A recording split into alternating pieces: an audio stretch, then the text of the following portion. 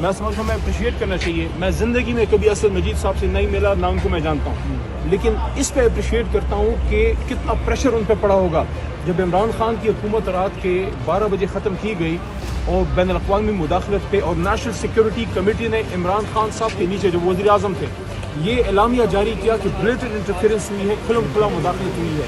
تو اس کی توثیق شہباز شریف صاحب جب وزیر اعظم تھے اس نیشنل سیکیورٹی کمیٹی نے بھی کی. اب آپ سوچئے کہ اسد مجید صاحب پہ شہباز شریف صاحب کی وزارت عظمیٰ میں کتنا پریشر پڑا ہوگا اس بیوروکریٹ پہ، اس ڈپلومیٹ پہ. تو اگر انہوں نے یہ بات کی کہ بلیٹنٹ انٹرفیئرنس ہوئی ہے تو میں پاکستان کی حکومت سے، ارباب اقتدار سے ایک سوال پوچھنے کی جسارت کر سکتا ہوں.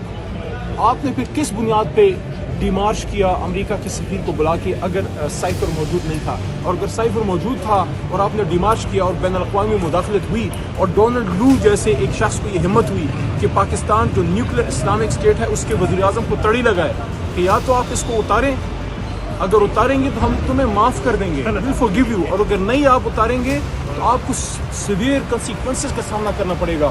میرے خیال میں تو ہم سن 47 میں آزاد ہو گئے تھے. یہ کس نے ہماری ساورنٹی ان طاقتوں کے پاس گروی رکھی ہے؟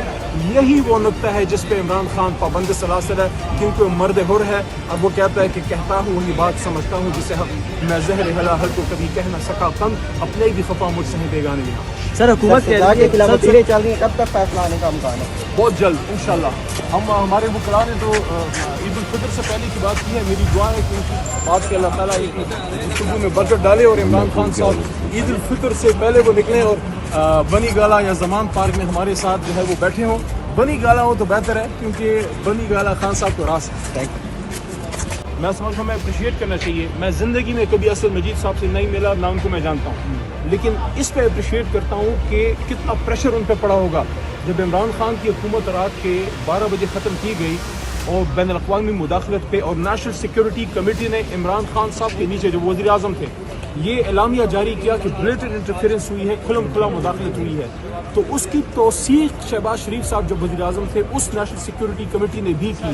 اب آپ سوچئے کہ اسد مجید صاحب پہ شہباز شریف صاحب کی وزارت عظمیٰ میں کتنا پریشر پڑا ہوگا اس بیوروکریٹ پہ، اس ڈپلومیٹ پہ. تو اگر انہوں نے یہ بات کی کہ بلیٹنٹ انٹرفیئرنس ہوئی ہے تو میں پاکستان کی حکومت سے، ارباب اقتدار سے ایک سوال پوچھنے کی جسارت کر سکتا ہوں.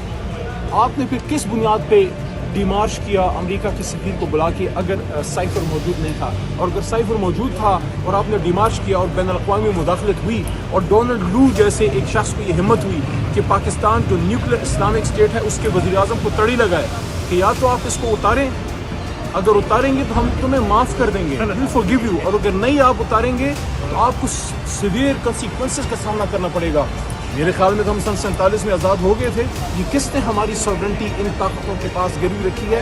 یہی وہ نقطہ ہے جس پہ عمران خان پابند سلاسل ہے، کیونکہ وہ مرد حر ہے. اب وہ کہتا ہے کہ کہتا ہوں وہی بات سمجھتا ہوں جسے میں زہر حل کو کبھی کہہ نہ سکا تنگ اپنے بھی خفا مجھ سے بیگانے میں. سر حکومت کے خلاف چل رہی ہے، کب تک فیصلہ آنے کا امکان ہے؟ بہت جلد انشاءاللہ.